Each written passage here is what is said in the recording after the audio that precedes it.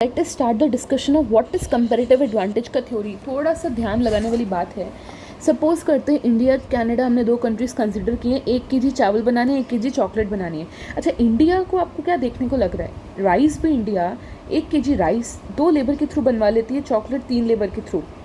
और कनाडा वही 1 kg चावल 5 लेबर के थ्रू और 1 kg चॉकलेट 4 लेबर के थ्रू। यानी कि इंडिया तो पूरा ही बेनिफिट में है। यानी कि इंडिया तो काफ़ी ज़्यादा एफिशिएंटली काम कर रही है, चाइना एकदम डेफिशिएंटली काम कर रही है। मतलब India already win win situation में है। कनाडा तो कुछ भी प्रोडक्ट जल्दी नहीं बनवा पा रही, कितनी सारी लेबर लग रही है उनको बनाने में।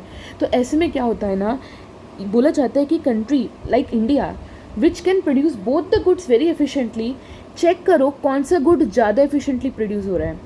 तो देखने को लग रहा है कि राइस ज़्यादा एफिशिएंटली प्रोड्यूस हो रहा है, क्योंकि राइस भी हमने 1 kg बनाने हैं, चॉकलेट भी हमने 1 kg बनवानी है। लेकिन 1 kg चावल में सिर्फ 2 लेबर का खर्चा, चॉकलेट में 3 लेबर का खर्चा। यानी कि वैसे तो India can produce both rice and chocolate efficiently as compare to Canada. लेकिन अगर इंडिया के अंदर ही बात की जाए तो राइस और चॉकलेट में से इंडिया ने ज़्यादा अच्छे से राइस में काम किया है, क्योंकि इंडिया ने एफिशिएंसी ज़्यादा राइस में अटेन की है। सिर्फ 2 लेबर में 1 किलो चावल बन रहे हैं और चॉकलेट के लिए 3 लेबर लग रही हैं। ठीक है, तो India should only and only make rice, उसको ही खाए, उसको ही एक्सपोर्ट करे। अच्छा, कनाडा ना दोनों ही प्रोडक्ट्स में एक बहुत ही गंदी सिचुएशन में है, ना वो जल्दी राइस बनवा पा रही है, ना जल्दी चॉकलेट बनवा पा रही है। लेकिन चलो कुछ तो करना पड़ेगा, कनाडा हाथ पे हाथ रख के तो नहीं बैठ सकता। तो बोला जाता है कि कनाडा, जब तुम दोनों ही सिचुएशन में काफ़ी डिसएडवांटेजियस पोजीशन पे हो, चेक करो कहाँ पे डिसएडवांटेज थोड़ा भी कम है। तो थोड़ा कम तो है चॉकलेट के केस में, क्योंकि 1 किलो चॉकलेट वो 4 लेबर में बनवा रहा है, लेकिन चावल में उसको 5 लेबर लग रही है। तो कहीं ना कहीं फिर भी खर्चा चॉकलेट के केस में कम आ रहा है ना।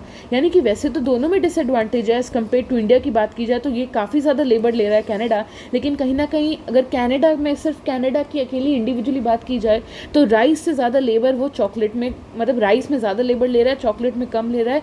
तो कहीं ना कहीं चॉकलेट में थोड़ा बहुत बेनिफिट है, थोड़ा बहुत लेबर का पैसा बच रहा है। तो कनाडा को ये सजेस्ट किया जाता है कि आप सिर्फ चॉकलेट बनाएंगे, उसे ही खुद खाएंगे और उसे ही एक्सपोर्ट करेंगे। और इंडिया से आप क्या इंपोर्ट कर लेंगे? राइस। और इंडिया कनाडा से इंपोर्ट कर लेगा चॉकलेट।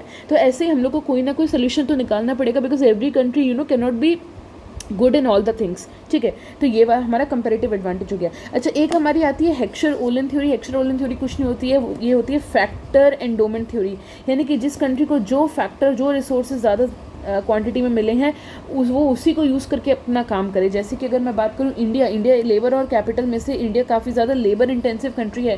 तो इंडिया वही माल बनाए जिसमें लेबर का ज़्यादा यूज़ है, वही माल खुद भी यूज़ करे, वही माल एक्सपोर्ट भी करे। लेकिन बाहर की जैसे यूएस जैसी कंट्रीज़ जो कैपिटलिस्टिक इकोनॉमीज़ हैं, जहाँ पे कैपिटल इंटेंसिव का ज़्यादा है और लेबर इंटेंसिव का कम स्कोप है, तो ये लोग कैपिटल इंडस्ट्रीज़ या कैपिटल इंटेंसिव टेक्निक यूज़ करके गुड्स बनाए, खुद भी कंज्यूम करे और हमें भी एक्सपोर्ट करे। तो basically India labour intensive products खुद भी खाए और एक्सपोर्ट करे और कैपिटलिस्टिक प्रोडक्ट्स इंपोर्ट कर ले। क्यों? क्योंकि यूएस को कैपिटलिस्टिक प्रोडक्ट्स बनाने में आसानी होती होगी, सस्ता पड़ता होगा, क्योंकि उनके पास कैपिटल ज़्यादा है। हमारे पास लेबर द्वारा बनाए गए प्रोडक्ट्स वो सस्ते पड़ते होंगे। क्यों? क्योंकि हमारे पास लेबर का सप्लाई ज़्यादा है। जिस भी चीज़ का सप्लाई ज़्यादा होता है उसका प्राइस गिर जाता है। So hence I have uploaded one video before also which contain this mercantilist theory and theory of absolute advantage. In this particular video we discussed about comparative advantage theory and this Heckscher-Ohlin theory which is also known as factor endowment theory. ठीक है, इसको आप आगे factor price equalisation theorem के नाम से पढ़ते हैं, but I think this much is necessary for you to understand the basic concept, and these both videos will give you an edge in revising all these theories in detail whenever you will be sitting next for the revision.